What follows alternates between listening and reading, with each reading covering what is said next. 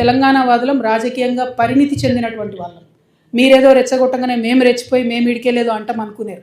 కానీ ఇక్కడ వాళ్ళ ఏజెంట్ ముఖ్యమంత్రి గారు ఉండడం వల్ల నష్టమేం జరుగుతుందంటే రకరకాల విగ్రహాలు పెడుతున్నారు. నేను ముందే చెప్పిన, నేనైతే పాత నాయకులంతా మంచిదని కాదు.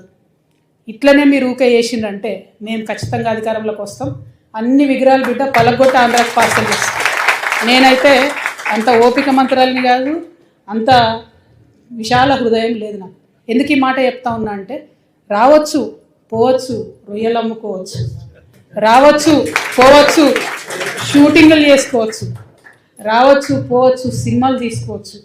వ్యాపారవేత్తలకైతే ఎర్ర చివాచి వేసి వెల్కమ్ చేస్తాం. ఎందుకంటే స్విట్జర్లాండ్ అని కాలు పట్టుకొని, యూకే అని కాలు పట్టుకొని, జపాన్ అని కాలు పట్టుకొని ఇడికి రాండయ్యా భూములు ఇస్తాం అంటున్నాడు. ఆంధ్రాలో శ్రీ సిటీ అని కట్టిండు ఆయన, ఎవరో రెడ్డి, శేఖర్ రెడ్డి ఎవరు, ఆయన కూడా వెల్కమ్ చెప్తాం మనం. ఎందుకంటే ఒక పేరు ఎందుకు చెప్తున్నా అంటే సక్సెస్ఫుల్ మోడల్. అక్కడ 30 దేశాల నుంచి వచ్చి కంపెనీలు పెట్టుకురు ఆయన సిటీలో. ఇక్కడికి వచ్చిండు అనుకోండి, మన దగ్గర 60 దేశాలలో వచ్చి కంపెనీ పెడతారు. మాకు ప్రాబ్లం వాళ్ళతో కాదు, ప్రాబ్లం వల్ల మీళ్ళు వచ్చి మళ్ళా ఆంధ్ర రాజకీయ నాయకులు వచ్చి సెక్రటేరియట్లో గంట తిప్పుతామంటేనే మాకు ప్రాబ్లం. అది రానీయం.